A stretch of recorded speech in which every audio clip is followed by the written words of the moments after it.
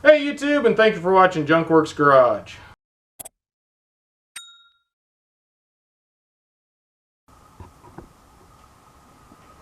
Alright, this side over here is just wanting to be a pain in the butt. So, instead of doing that, I'll get rid of the majority of stuff here.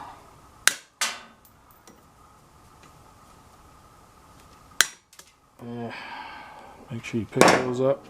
They don't end up in a tire. I don't know where the other one went. I'll find it. Alright, so we got that. Now I'm just taking these and straightening this out. Something else I am noticing is, I don't know if I can get it on there.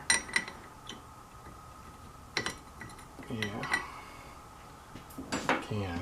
This looks like it's turned that way and kind of pinched it a little bit.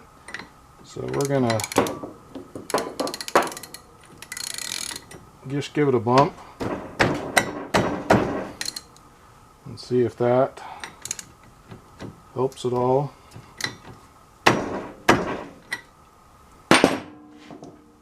Alright, now there you go. If we can get a hold of it, pull that thing out. So if you're having trouble with those, sometimes it's because this turned a little bit and pinched it.